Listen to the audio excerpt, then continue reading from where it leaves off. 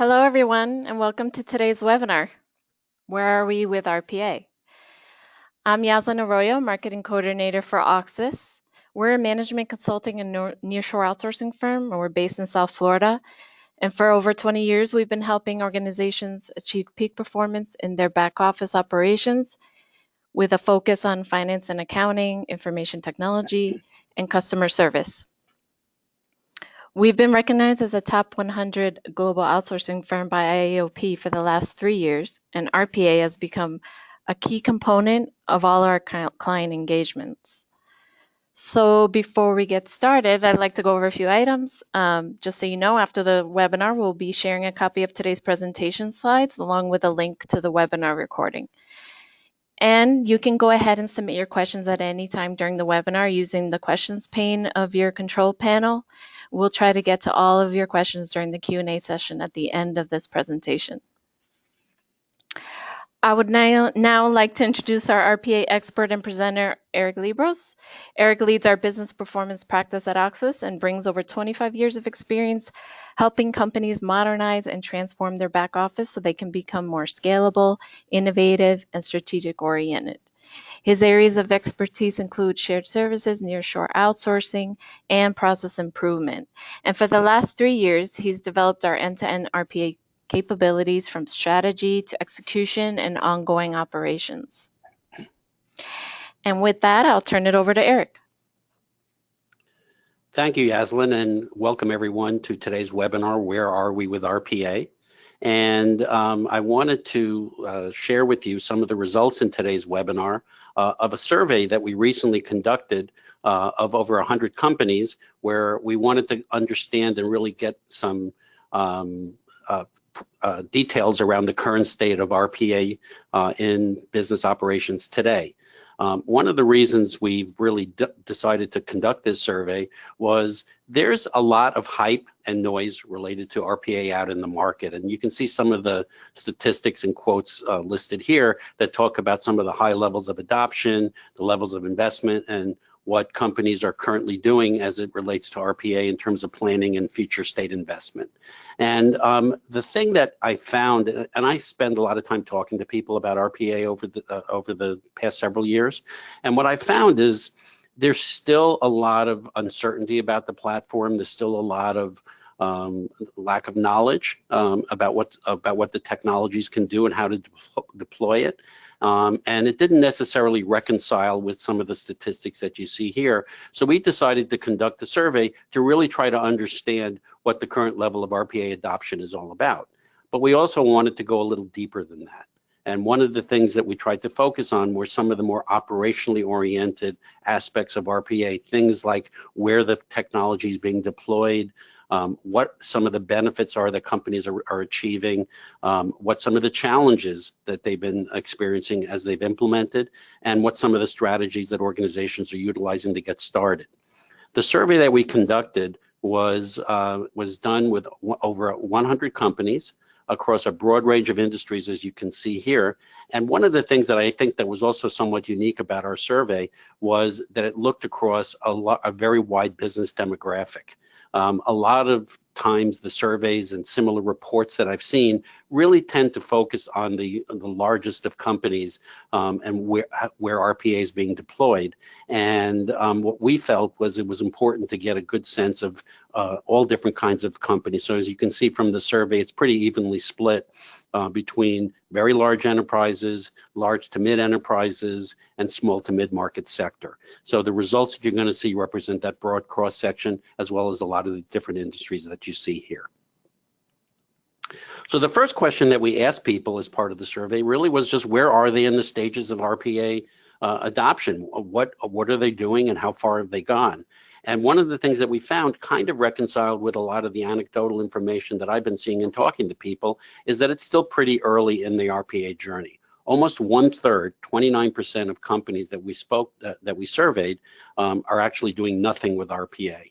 And then another 39% are still very early in the RPA stage of implementation, whether they're just evaluating the product and learning about it or potentially piloting the software in some very small cases.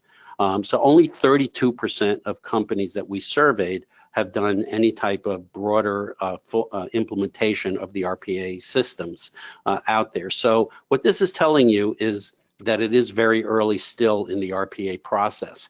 However, if you kind of look at the data in a different way, 71% of organizations have started their journey. So what that tells me is while it's still relatively early, there's a lot of interest out there. A lot of companies are looking at it, and it's going to be coming very fast. So if you're not already looking at RPA, you're probably going to be doing it in a very short order. Another thing that we wanted to do was really look at the levels of adoption with RPA as you get into some of these different demographics that I just discussed earlier. And what you're seeing in terms of the data that we saw was clearly at the largest of enterprise space, you're seeing a high level of adoption. So if you look at companies between 15 billion and higher than 25 billion in terms of revenue, what you're seeing is approximately 90% of these companies have already begun working with RPA with fairly high levels of adoption. Of the largest of companies, the 25 billion and above, 65% of companies surveyed have already implemented RPA and are starting to look at a broader implementation. So RPA is starting to be a relatively mature process in organizations of this size. Conversely, if you look at the smallest of companies, those that are under 500 million in revenue, you clearly see that it's very, very early in their perspective. 70% of these organizations have not done anything with RPA. However, if you again look at the data a little differently and say that 30% of these organizations are either implementing or evaluating or piloting the technology, what you're seeing is a little bit different than what you would normally expect from an emerging technology. Smaller organizations tend to shy away from emerging technologies, waiting for it to become, either more cost effective or more prevalent in the market, and almost to the point where they don't necessarily have a choice to adopt the technologies. Well, they're starting to look sooner than you would normally expect. 30% of these organizations are looking at RPA already. Probably has to do with some of the challenges that we'll talk about in terms of need for scale, efficiency, and also the cost effectiveness of implementing RPA. Where it gets interesting to me is if you kind of look in the middle, the organizations that we would term mid to large enterprise, the 500 million to up to larger than 5 billion organizations. And what you see there is, again, something very interesting when it comes to emerging enterprises. Typically, emerging technologies. Typically, these type of companies would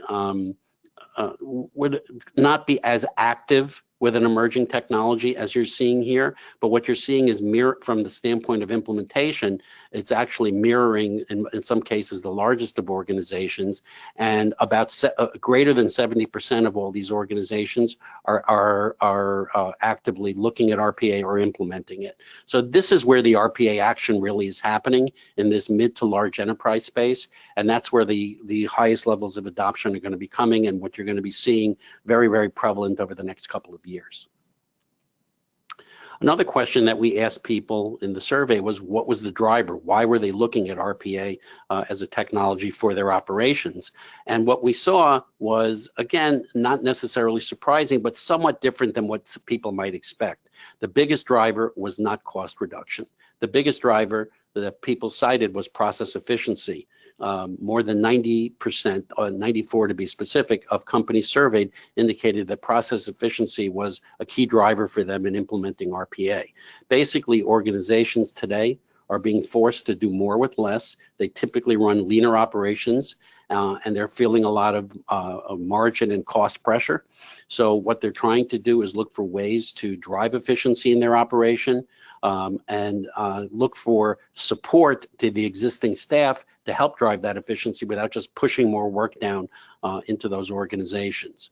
The second highest factor that people cited for RPA with 85% was better accuracy, which to me is another derivative of process efficiency. So if you look at the first two, process efficiency and better accuracy, they're both kind of offsets of each other. And really what it's saying is companies are looking hard at ways to improve the performance and efficiency in their back office. Cost reduction was considered an important factor. 84% of organizations surveyed highlighted it as a factor that they were looking for.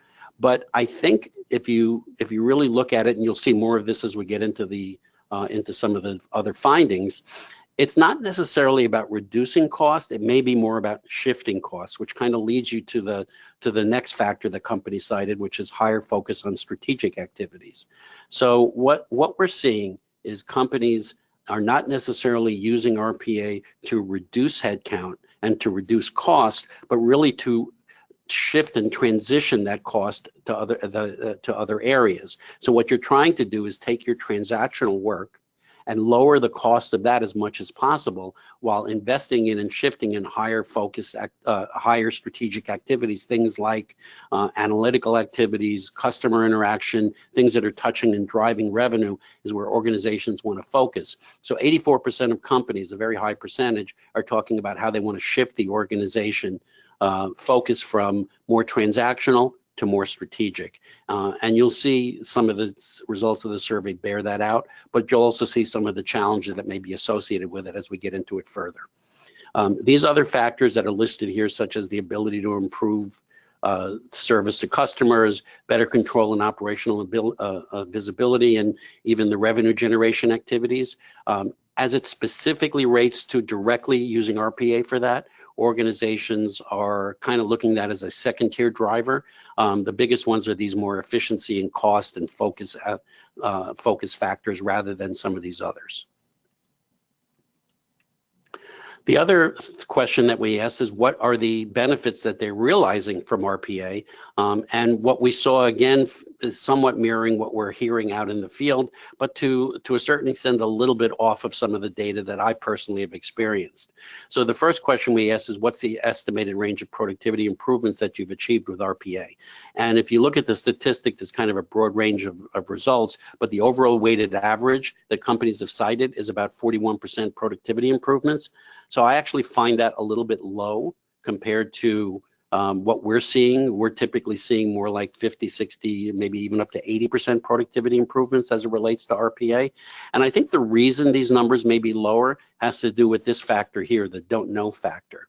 So 18%, almost 20% of the organizations could not tell you what the results of their productivity improvements from RPA are. So I think what that's telling you is they kind of went into this process without having a clearly defined use case, trying to understand what they were going to get, and then a good way to measure the result. So as a result, I think it's kind of filtering across these other factors, and that 18% is lowering the results. So I think if these people were kind of applied over here into some of the productivity levels, I think you'd find a higher level of productivity improvements than what you're currently seeing. But even so, 41% is a significant result from any type of technology improvement. Now, the other factor that we asked them about in terms of cost savings averaged out to about 40%. And again, a lesser amount of people who are saying don't know, because it's a little bit easier to quantify your cost than your productivity improvements. You know, if you're paying a certain amount of people, meaning you have a certain amount of people in your organization, and you're able to either reduce the staff or shift the staff into other areas, you can fairly easily calculate your cost savings. So this 40% number that you're seeing here is pretty much in line with what we've seen in the work that we've done with companies over the past number of years, and what we've seen from our internal operations as well.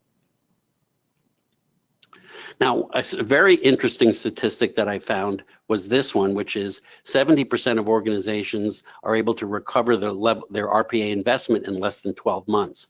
So this is really a testament to two things. It's a testament to the low cost of entry of implementing RPA, and it's also a testament to the speed of implementation, that you can turn it around and implement fairly quickly. Those are two factors that I think are very critical for driving the levels of interest in RPA and the levels of adoption in RPAs. Companies are beginning to see that you can take this technology, it's not going to kill your budgets, and it's going to actually give you a fast payback period. And even the cost of just getting started, of trying the technology, is not necessarily prohibitive, and allows companies to test it, see if it works, and then implement it from there. So compare this result to virtually any other IT initiative that you've all experienced. I'm sure many of you have been involved in things like ERP implementations or other similar types of technology deployments, and the ability to get your costs back in less than a year is completely dramatically different than any of those types of initiatives, where cost tends to be more about overruns than about cost savings, and time takes longer rather than less time and fast speed to market. So at the end of the day, RPA is proving to be a technology that you can implement and quickly get results in your organization in a fairly short period of time. The next set of questions that we asked organizations about had to do with where they're using RPA. So we're seeing that the levels of adoption are beginning to rise, but the question is, how are companies looking to deploy it? And what we found is, if you look across all the different business functions, the area of finance and accounting is typically the #1 area that organizations have implemented RPA. So 79% of organizations indicated that these are companies who have already implemented RPA. 79% of the ones who have already implemented it have implemented it with a focus in the finance and accounting space, or at least are looking at it hard as an area. So finance and accounting definitely leads the pack, followed behind by other business functions like HR and customer service, which have lower levels of adoption, are a little earlier in the implementation stage. If you see here, 37% of organizations in finance and accounting have already implemented it, but 18 or 12 in customer service or HR. So again, still early for these guys, but definitely something that's getting more interest. The other functions that we're looking at are kind of second and third tier implementation areas of focus, but we are seeing some progress being made in areas like IT and some very industry-specific type of activities. Taking a deeper dive in the finance and accounting space, when we wanted to understand where companies are looking at RPA deployment, the areas that they're really seeing the most traction are in the order to cash and purchase to pay areas. And these make a lot of sense because, in a way, these processes are what I like to call intuitively automatable. You have daily activities with typically a lot of manual activities and a lot of people needed to do it, and really kind of rules-based transactions that kind of lend themselves to an automation opportunity, where you're doing a lot of inputs, a lot of rules-based judgment. So at the end of the day, order to cash and purchase to pay are areas where you're able to implement fairly easily, get some quick value, and even areas where you're seeing cost reduction as an opportunity, because you're able to shift and move some of the work that's being done by people today to the bots, and then shift those roles to other areas. The second area that's considered an area of focus for within finance and accounting was record to report. And it has a pretty significant level of adoption, closely aligned to the first two, order to cash and purchase to pay, but not quite as advanced as far as where companies are looking. So I would say order to cash and purchase to pay are kind of your first foray into RPA, and then the secondary round would go to more of a record to report function.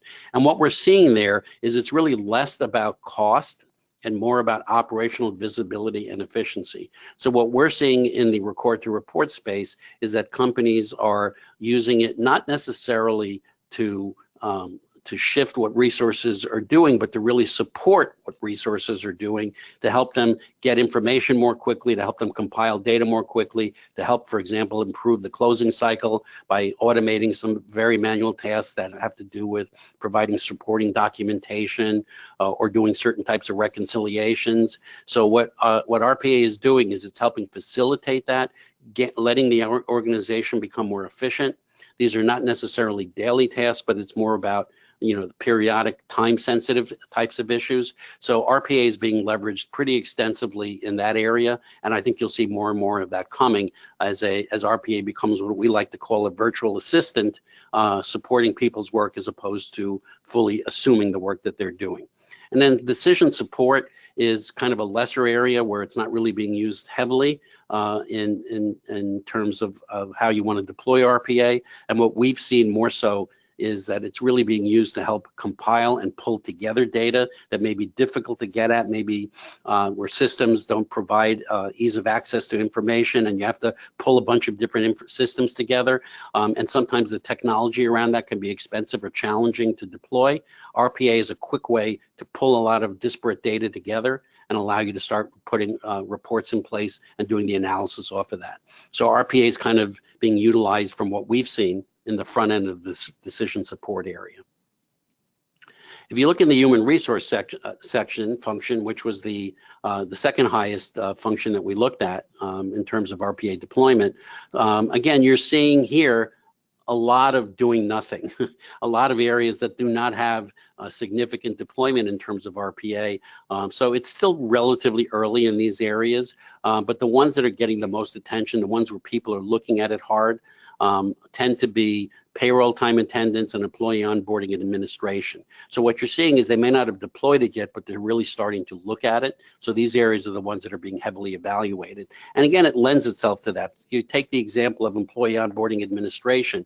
This is typically a challenging area for a lot of companies, particularly if you have a large, maybe you're a retail environment or something similar where you have a large turnover of employees happening on a regular basis. You're maybe doing seasonal hiring, ramping up, ramping down, and these transactions tend to not only be high volumes but also time sensitive. Tends to be a challenge for a lot of organizations. So what we've seen, and we've actually been successful in deploying bots to help facilitate this process and really almost fully automate the process to the point where you're able to take processes that take sometimes hours to complete and get it done in minutes and allow you to make your time-sensitive SLAs. So employee onboarding administration is a great example of where RPA can be deployed, but you're seeing other different examples of it across some of these different areas. But again, very early in the journey when it comes to the HR function. Another question that we asked organizations was, really, how are they deploying RPA and what type of model are they working with? And we really considered two different types of models. One is a fully in-house model where everything is being developed and implemented internally by the organization. And then the other is what we call a hybrid model, where you may have some internal capabilities, but you also may be leveraging a third party to either help develop, deploy, or even support the RPA process as it's going forward. And so what we've seen is about 2/3, 64% of organizations have deployed a hybrid model versus 36% doing everything in-house. And I think that's really more of a testament not to the technology, but really to the early stages of the technology. Let's understand that companies do not typically have this type of product knowledge and understanding of the business processes associated with deploying RPA readily available in their organization. It's something you have to build. So in order to get started, I think a lot of companies are looking at a hybrid model to get started so that they can build it, deploy it, test it, evaluate it, and then potentially look to bring it in-house at a future date if it makes sense for their organization. So the hybrid model is the one that gets the most play, but again, a little more than 1/3 of the organizations have decided to do everything in-house. Having said that, 70% of organizations that we surveyed basically said that they have worked with a partner in order to get started. So what they're doing is they're looking at a partner in a lot of different ways. Even the ones who have decided to go full in-house realize that you need to get started with somebody who has experience and knowledge of the platform and the technology. So a large majority of organizations, 70%, have decided to leverage a third party in order to get started. And the ways they've decided to use that third party are reflected here. What you're seeing is most organizations, 66% have decided they really want some advice on how to get started. Maybe it's, what's my RPA strategy? How do I want to deploy it in my organization? Or even the selection of the product that makes the most sense. Again, leveraging the experience and knowledge of third parties has been pretty effective for companies. When you look at the assessment of internal opportunities and the recommendation of the RPA roadmap, in other words, where to implement RPA, it's a lower percentage. Only 50% of companies leverage a third party for that. Kind of makes sense if you think about it, because who knows your processes better than you? So you'd want to definitely be part of the discussion and in terms of evaluating opportunities and designing the roadmap. But what we'll see as we get to some of the challenges, sometimes not leveraging the expertise of a third party sometimes creates different sets of challenges, which we'll talk about in a minute. And then clearly from a standpoint of implementation support, 70% of organizations have leveraged a third party for that. Really, that's basically talking about the design, architecture, and the development and deployment of the bot. I think, again, a reflection of the fact that this knowledge typically doesn't reside in your organization initially, and it's something you're going to have to build over time. Now, a question that we asked, and again, this is somewhat of a controversial topic, is the role of IT. And I use the word controversial lightly because I'm not trying to say it's a big controversy, but it's one that there's a lot of discussion involved within organizations. So I'm going to give you, I have a bias here, and I'm going to state what it is up front. And my bias is that I believe that RPA needs to be a business-driven initiative. It's about business operations. It's about the business owning the process, owning the result of the process. So needing to understand how and where it's going to be deployed and how to adopt it and integrate it into your operation needs to be a business-driven initiative. Having said that, I do believe IT plays a significant role in the implementation of RPA. That role can vary. And what you're seeing here is the results of how it does vary. So 38% of organizations said IT had a significant involvement, meaning that they're going to come in, they're going to probably be the leader in terms of selecting the software, of evaluating the opportunities, and certainly in terms of developing and deploying the robotic processes. But an almost equal percentage said that IT only had a medium level of involvement and a minimal level of involvement.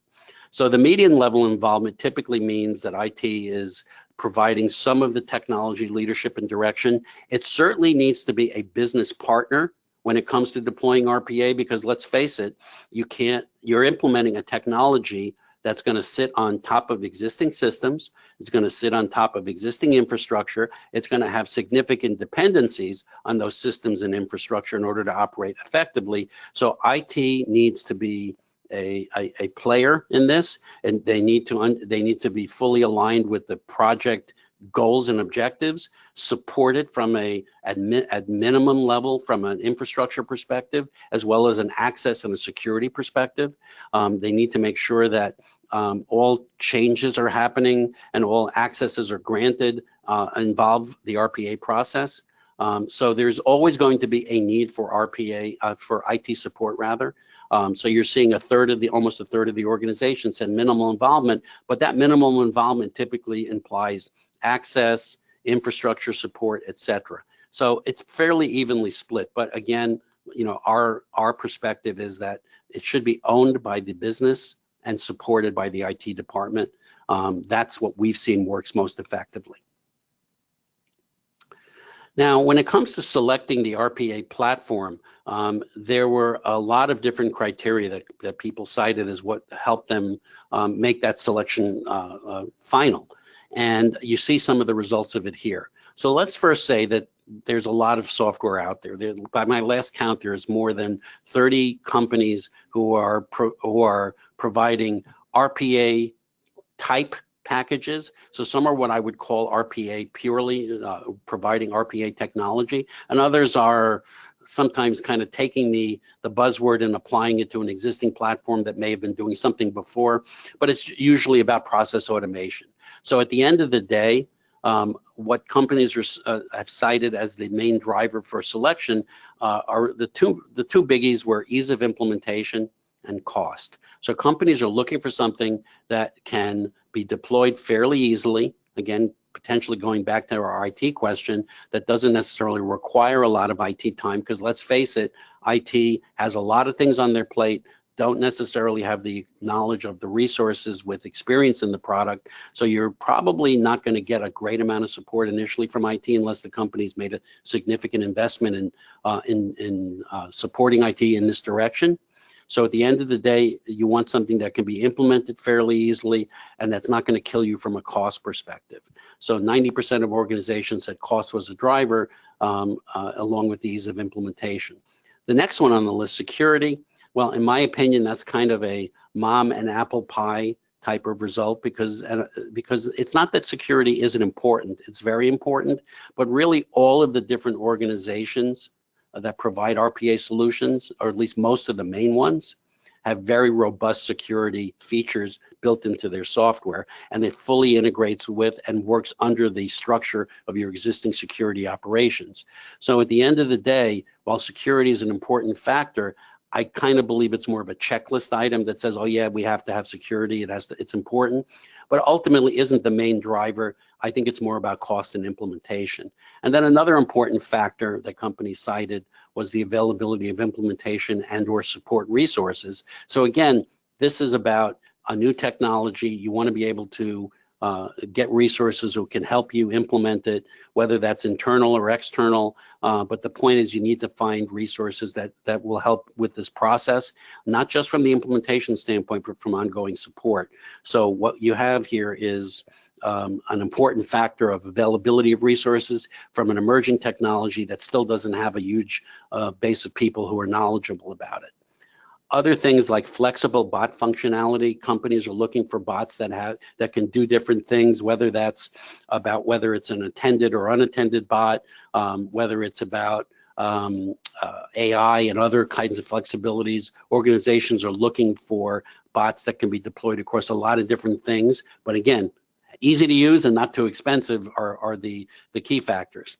And then secondary drivers are things like performance analytics, artificial intelligence. It's a nice to have. It's not necessarily the main result. You'll see more about that in a minute. And then the last factor cited by people was case studies, references within my industry. Again, to me, that's telling you it's really a nice to have. One of the key things to understand about RPA is it's really about business process. So it can work in just about any industry, in any function, because you break down the process into all its different components and you look for areas that the bot can help drive efficiency and performance in those ways. What can you automate? How hard is it to automate? What makes sense from a cost and a process perspective?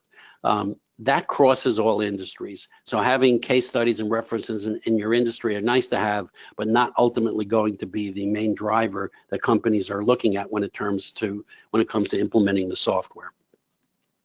When we ask them what software they're looking at, it kind of mirrors what you see out there in terms of the overall industry outlook. So there, as I mentioned, probably more than 30 RPA platforms out there. A number of them were mentioned were cited in the survey, but the top three are the top three. UiPath, Blueprism, and Automation Anywhere, by every measure, by every survey, by every matrix that you see out there, are considered the top three RPA platforms, and our survey supported that result. You have a number of different other companies with much lower results, including other category where you have a bunch of different systems that none of which represented more than 2%. So it's not to say that none of these other technologies are as good or effective or can work as well as the others. They're just not as prevalent. They don't have the market share that the UiPaths, Blueprisms, and Automation Anywheres of the world have. For those of you who do math, you might notice that this adds up to more than 100%. And the reason for that is because a number of the companies that we've talked to are evaluating multiple products and or have implemented multiple products, either as a proof of concept to test the different technologies, or it may be that you have different areas doing different things in terms of deployment of the technology. So that's why it adds up to more than 100%. So just want to make sure for those of you, I'm one of them. If I saw this, it would bother me if I didn't have an explanation. So now we asked companies about some of the key implementation challenges that they were facing, and what was it that they considered to be more difficult than they expected it to be. And I was somewhat surprised at the results of the survey here.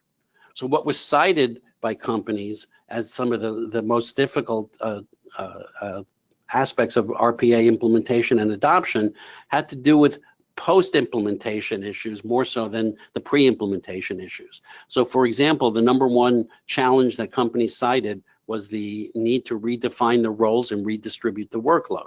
So understand that when you deploy RPA, your back office operations are going to change. The roles of people are going to change. For example, if you're doing RPA for accounts payable and you're doing it for invoice processing, the people who are performing those tasks are going to have to do different things.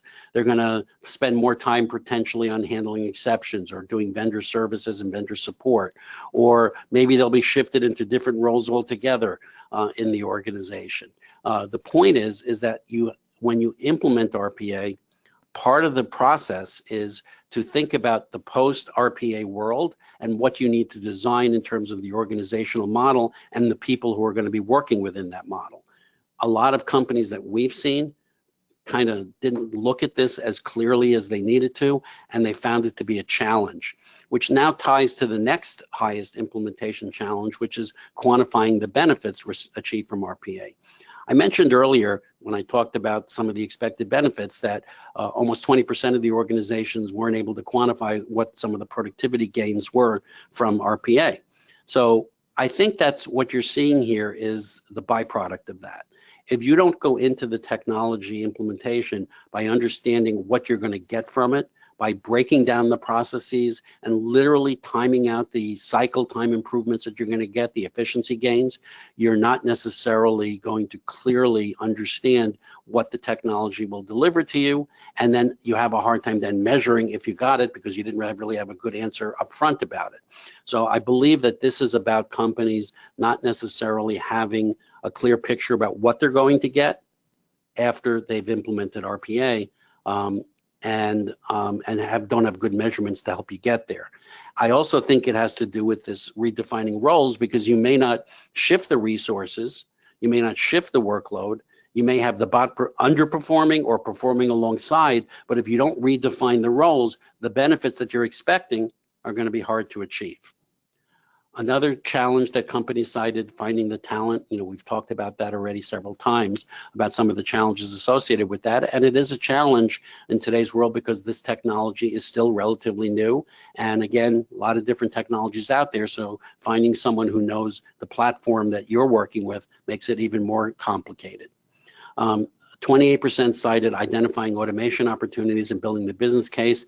I think this goes over to the quantifying benefits section, those two go hand in hand. If you have a challenge identifying what the opportunities are and building the case, you're going to have a challenge understanding what the benefits received were. So at the end of the day, this step of identifying the opportunities up front is one that companies don't often do a fully detailed job of, and then they kind of get caught short once they've implemented to see if they've been able to achieve the benefits. So some of the pre-implementation challenges, which is what I expected to be kind of higher rated, were really not considered as much. If you look at it, understanding RPA capabilities was fairly low rated. So what this is telling you is people get it. They understand what RPA can do. They understand what an automation platform like this can deliver, and they understand what they would like to get out of it. They may have a harder time quantifying that and restructuring, but they do understand it up front. Evaluating vendor solutions was not considered very complex. Compare that to an ERP system when you go through a software selection process. That tends to be a lot more rigorous and a lot more complex and a lot more challenging than it is with an RPA solution, where you're really looking at things like how the types of bot functionality that you want, which is fairly common across a lot of the platforms. And then it's really about implementation cycles. Obtaining executive sponsorship tends not to be as much of a challenge because companies are basically, again, realizing what the capabilities are and what it is that they can achieve. So there may be some levels of resistance, but the resistance is not necessarily as strong as you would expect. And then the other one that's interesting is this getting employees on board. So here's an interesting factor that I expected a higher level of result. I expected companies to say this was a more significant benefit because you would expect organizations to be somewhat fearful of the technology, somewhat afraid of what it's going to do to the people who work there, and the people themselves being resistant to the technology and what it can do. But what I have found in talking to a lot of different organizations and implementing a number of different robotic processes within those organizations is that, believe it or not, the employees tend to be pretty much supportive of the technology. And the reason for that is because within everybody's job, particularly if you're doing a lot of transactional work, there's a lot of stuff that you really don't like to do. There's a lot of stuff that you're not really comfortable with, that you'd rather be doing other things. Maybe it's boring, maybe it's tedious, maybe it's time consuming, and there are other things you can't get done because you're doing this. So employees tend to be fairly receptive to the technology if they understand that it's about driving efficiency and helping them perform their jobs more effectively. So the messaging is key, but if you have good messaging and you show people what the technology can do, you're not going to find them to be as resistant as you would probably expect. Now, interestingly enough, if you've had external support, the challenges seem to be less than if you didn't. So I think this goes back to having the resources with knowledge and expertise in the product. So the black bars here represent organizations that leverage external support. The gold ones represent the ones that did. And you can see pretty much across the board, all of these different organizations said the ones that leveraged third parties had lesser levels of challenges, even such as this one here, redefining the roles and redistributing the workload is much less of a challenge for organizations that leverage external support, because again, lessons learned, you go into this process, you're advising organizations not only about what they want to implement, but what the world is going to look like afterwards. So with that type of guidance, it helps you achieve a better result, get some of the benefits that you're expecting, and be more effective in terms of deploying the model going forward. And another question that we asked companies was just about their levels of satisfaction with RPA once it's been deployed. And so this is all about companies that are in various stages of deployment, anything ranging from piloting to implementing to doing a much more broader, implementation where they're more mature in their RPA journey. And what you're seeing is the levels of satisfaction increase significantly the further down the road you go with RPA. So the initial piloting stage, less than 50% of companies are satisfied with it because they're still trying to understand, feel it out. They're still trying to figure out how they're implementing it and what they want to do. They haven't had enough experience with the technology. But once you've started to implement, you're seeing a much higher levels. You're seeing 71% satisfaction level with the technology once you've implemented it and you're using it on a day-to-day basis. And then when you're more mature and have a broader level of implementation, 84% of those companies indicated satisfaction, with an equal amount saying extremely satisfied and satisfied. Again, I would challenge you to cite any other technology deployment and look for this levels of satisfaction shortly after an implementation. I don't think you're seeing it. Unfortunately, that's the world that we've all become used to. This is kind of refreshing to see. Now, when we ask companies about the path forward and what it is that they were expecting to do with RPA, 87% of the companies talked about continuing their use and expanding it into other areas, whether it's functions, whether it's markets, whether it's regions, etc. But they were all very indicative of the fact that they wanted to extend and expand the use of RPA. But the one aspect of RPA that we found is still a work in process is AI, artificial intelligence. So what we've seen in speaking to companies and through the survey is that most organizations are really either doing nothing as it relates to AI, or they're just beginning to evaluate it. Almost 50% of organizations are not even considering AI at this point. And close to another 50% of organizations are starting to evaluate it, to think about how it can be deployed. These are probably ones that have been more mature in their RPA deployment, and they're kind of looking for that next wave. But only 3% have actually done anything in terms of implementing, and only 1% are actually using it on a regular basis. So what this is telling you is that AI is still something that's not quite there yet. I think the technology needs to mature. I think the cost needs to be more accessible, and I think the use cases need to be more fully developed in order for organizations to get the AI benefits that they're expecting. So at this stage, AI is still a work in progress, as we say. So in order to, kind of summarize what we've seen, we asked for people to provide quotes and just to provide their own feedback within the survey of what they saw and what they expect and what some of their feelings were about the RPA process that they were in. And a lot of it really is summarized with what you see here. There was a lot of talk about being focused, identifying the best opportunities, getting the right levels of experience, making sure that you have the support that you need, engaging with employees, focusing on the process, and also an important factor, understand that if you take a process that's a bad process and implement RPA, you'll have a badly implemented automated process. So the idea about defining, re-engineering, and realigning processes was something that people talked a lot about. But there was one quote that came out of the survey that I felt was really summed it all up, and I'd like to share it with you now. What the person said was, early on, you'll see a lot of hype and excitement, followed by disappointment, followed by real value. Manage the expectations of those who are watching and be prepared for all the ups and downs that come along the journey. There's value to be gleaned, but it's not without a fair amount of effort to get there. This really, to me, sums up not only where we are with RPA, but what you can expect if you're beginning to implement it. You need to understand what you're trying to accomplish, and set the right levels of expectations. Understand that there's going to be some challenges along the way, and be patient about how you're implementing it, because the value is there. It's a question of really getting the right implementation model in place and then operating through that effectively. So this, to me, is a great quote, and I think it really sums up a lot of what we've seen over the past number of years in working with RPA.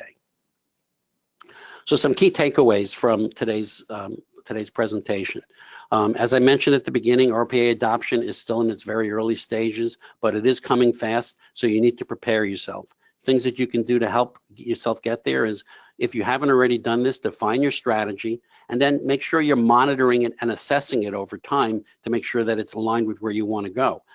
RPA is not a project. RPA is part of your operations. It should not be viewed as a one-time thing. It should be embedded into your operations, and the strategy you deploy needs to consider it from that perspective.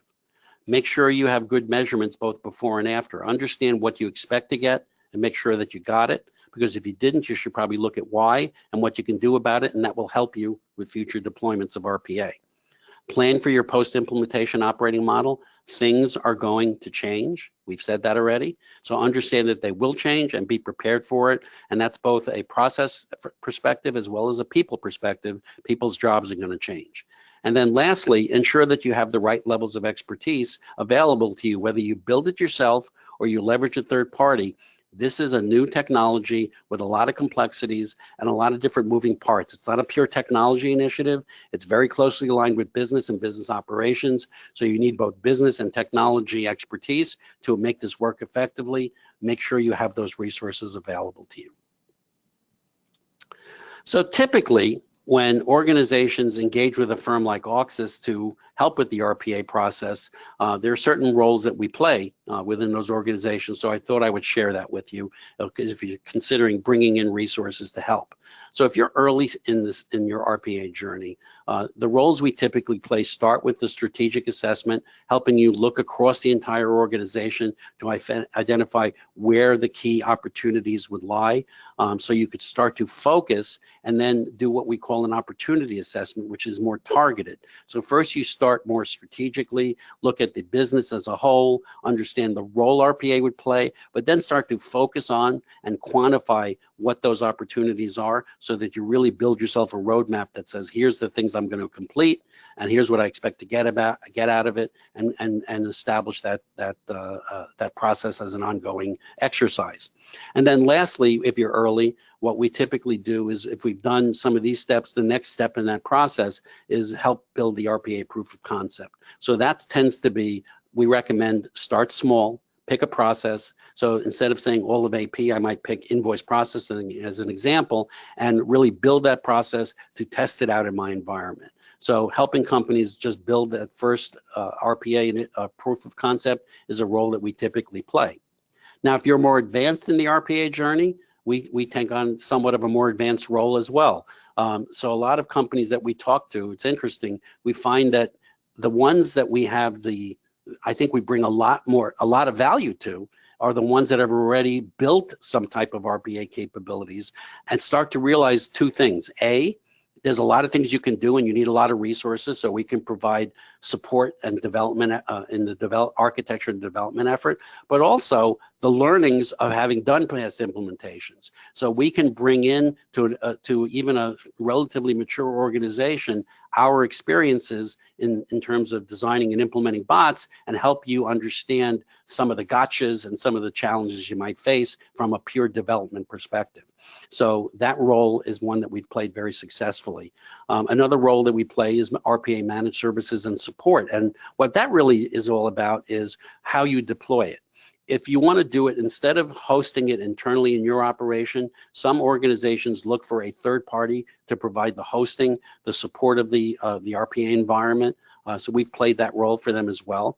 And then lastly, for those who are fairly mature in their RPA journey, the things that they need to really establish in order to kind of really build the infrastructure needed from a business perspective is create an RPA Center of Excellence. That's a little more complicated than you may think it is, because it involves a lot of moving parts. It involves business operations, it involves business analysts, it involves technology from a development perspective, from an infrastructure perspective. It involves day-to-day operational support, and it involves just ongoing technical support for the business. So all of those moving parts, sometimes it's hard to put it all together and create the strategy around that. So we help companies design the Center of Excellence and help them figure out what it is that they need to do. So whether you're early or whether you're more advanced in your RPA journey, a third party like Auxis can still provide assistance and has helped companies get where they want to go more faster and more effectively. So that concludes today's webinar. I'd like to thank you all for participating and attending, and as a result of your participation, you will receive a full digital copy of the survey report itself, which has a lot more information in it, so I encourage you to read it, and I think you'll find it interesting. You'll also get an access to today's presentation and an access to the recording of what we just went through, and you'll also get me. I'm offering to make myself available if you have any questions, if you need any guidance or advice. Don't hesitate to reach out to me. My email address is there. You can also connect to me on LinkedIn. I'm available to provide answer any questions you may have, and provide give you some background on some of the experiences that we've had in working with RPA. So at this point, I'll turn it back over to Yaslin and see if we have any questions. Thanks, Eric. Yeah, we'll go ahead and take some time for questions now. We have a few minutes before our hour's up. So let me take the first question here. First question is, what would you say is the best approach to identifying and quantifying the potential RPA benefits in your organization? So what it involves is really a couple of steps. So the first step is just taking a broad look at the business and really looking at where the bang for the buck is. Where do you have either the biggest pain points, or where do you have the highest amount of people working in areas where you could get potential cost benefit or efficiency gains? Once you've kind of started to target that, the process that we go through, that we strongly recommend, is really analyzing a process by breaking it down into all of the different activities that are involved in it, quantifying those activities in terms of cycle times, time to complete, the volumetrics associated with that, and really understanding all of the steps that are involved. We have a very rigorous methodology for defining it. It allows you to then build an RPA roadmap, because you're going to be able to say, with these processes, the impact of RPA will be this. I expect to get these improvements in cycle times, these improvements in productivity, these improvements in cost, and I can compare that to what we think the cost to implement would be to come up with a business case. So we recommend a process that really breaks down your RPA activities into the detailed steps, and then quantifying all of that so you have a true way to measure the end result. Thanks, Eric. There's another question here. What were the factors contributing to the need of RPA, like the general task design, or because it cannot be done by BPM, et cetera? Typically, it has to do with either the process itself, which may not lend itself to a pure technology solution of the traditional type, or it may have to do with the underlying lack of standardization on the process. So if you have a process that has a lot of people doing it, it typically means there's a lot of manual inputs and a lot of things that are not easily solved through technology. So oftentimes we see the technology could be a highly expensive solution that companies are reluctant to invest in. So RPA becomes a driver because it can replace a lot of these manual activities with a relatively low-cost automation process, and allows you to overcome some of those same challenges that broader technologies can solve, but would cost more and take a lot more difficult time in implementing. A perfect example is companies that have outdated and decentralized ERP systems that don't necessarily talk to each other. You have to have a lot of redundancy in working across multiple systems to complete certain tasks. RPA can bridge that gap, can what I like to call normalize the transaction and allow you to get the benefit. So we find it has to do more with the process itself and some of the technologies that are supporting that process that ultimately drive why RPA. Okay, and the same participant asks, does fully implementing mean that a process is completely automated or only tasks are? It depends on the process. Some processes are candidates for full automation. Other processes are going to have certain levels of exception, certain variants, certain handoffs or for approvals or other types of review that need to have a person involved. So, you know, there's no easy answer to that question. You have to look at the process, break it down, and decide where the bot can go and where you should tend to have some handoff to a human worker. That's part of the kind of analysis that we recommend doing up front, so you understand what the end state would look like. And do you think a center of excellence or a robotic operations center is better for a global program? Absolutely. What a center of excellence does is allows you to formalize the structure around not just the robotic development and implementation process, but around the operation and support process. So a center of excellence includes all the different components. It allows you to gain the benefits of knowledge share and the experience working with it. You can take those best practices and start to deploy it across multiple areas and functions, and it gives you all of the elements of RPA operations that you need: the design, the architecture, the development, the support, and the day-to-day operational performance. Thanks, Eric. Some more questions here. How do I get the people in my organization to be more receptive to RPA rather than fear it? And now, again, it goes back to the question of, are we talking to executives or are we talking to employees who are performing the tasks? At the executive level, it's about quantifying the business case and the efficiency gains and really helping them understand how it would work, because not everybody understands how the technology will work, so you need to give them a clear picture of what you're going to get. As it relates to your employees, it's really about how you communicate what RPA is all about. You want to explain to them that RPA is not about replacing your job. It's about helping you perform your job more efficiently, helping you be relieved of some of the arduous or very mundane tasks that you're performing on a day-to-day basis, so that you can shift your focus to higher value activities. In my experience, when that's been communicated to employees and they understand what the technology can do, they don't just no longer fear the technology, they embrace it. They're looking for help because they tend to be overburdened with some of these very transactional tasks and really want something that can help with that. So this technology, once understood, they're very receptive to. Okay, and we have time for one more question. This last question is, my finance organization is relatively small. Does RPA still make sense for me? That's a great question, and it's one that I get asked a lot, because it's not always about large cost savings and deployment. So what's happening in today's world is, it goes back to what we said are the drivers.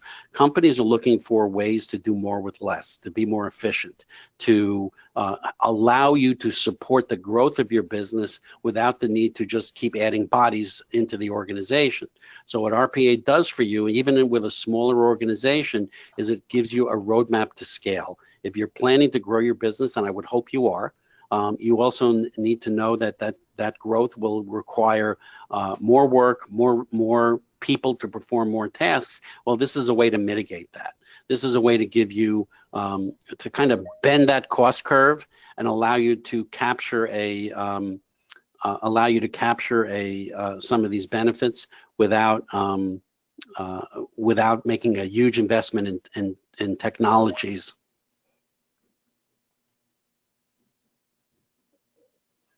Any other questions? No, that's all the time we have. So I apologize because I see some more questions came in, and if we didn't get to answer your question, we'll personally email you after the webinar to get an answer to you. So, and again, please don't hesitate if you want to email me directly. Yes, as you email see Eric. here. I'll be happy to answer the questions that you have, or we can set up a time to discuss it directly. Okay. Thank you, Eric, so much. And thank you to everyone who joined us today. We appreciate you being here. We really hope you found the content and the key survey findings as valuable as we did, and that you're able to apply some of these learnings to your own organization to help drive your automation initiatives. And one last thing, your feedback is really important to us. So once you leave today's webinar, you'll be receiving a survey on our presentation. We'd really appreciate it if you take the time to provide your opinion. Thank you again for joining us today, and have a great rest of your day. Thank you all.